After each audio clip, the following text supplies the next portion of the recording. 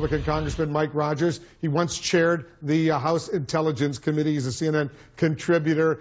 Congressman, you were on the Trump transition national security team until you left it this week. Were these three under serious consideration when you were directly involved?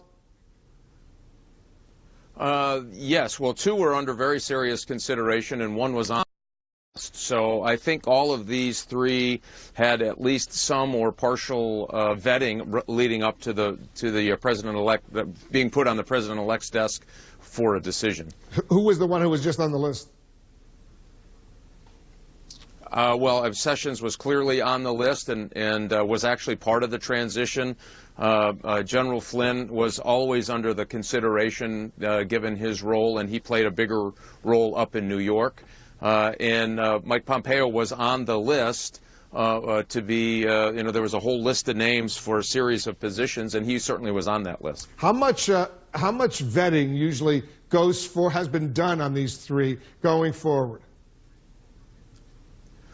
Well, the normal process in this would be if they didn't want to talk to somebody, meaning before the election, if you didn't want to, have any leaks that somebody may or may not be under consideration, or in this case may be under consideration, they would do what's called a public vetting. So all the information that could be generated publicly, they had attorneys that would sit down and go through that information to see if there were any glaring problems that might be disqualifying for the president to select that particular individual. So they all had that.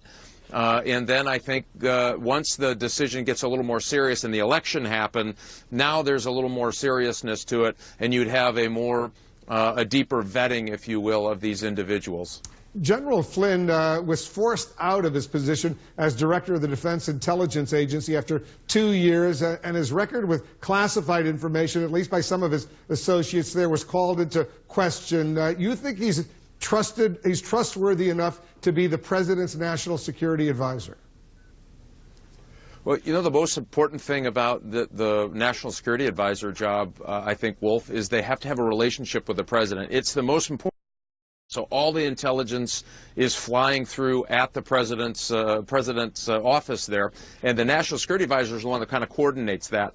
And then he brings in the players from around the community to make big policy decisions or big policy recommendations to the president of the United States on national security issues. So that trust factor is going to be important. I think he has to have that relationship. He is this tactical. He's a tactical intelligence guy by training and experience, and I think America should give the guy a chance. I know it's early, and everybody wants to lob knives and javelins and everything they can throw, chairs, anything they can get their hands on.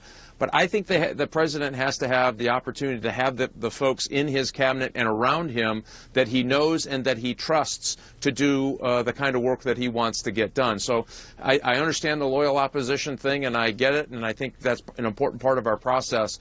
But I argue it's so early, 1.5 weeks in, give the guy a chance, I think.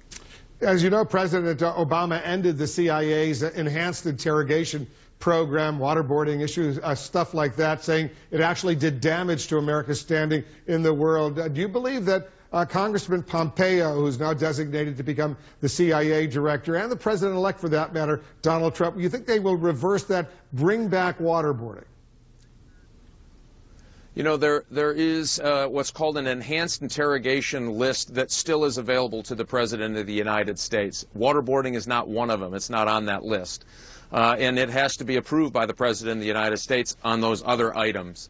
And so I don't think they're going to take the time, the effort, or the energy to go through and have to change the law in order to allow waterboarding.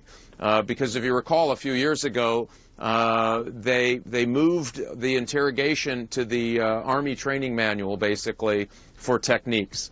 And so waterboarding isn't there. So they'd have to change the law.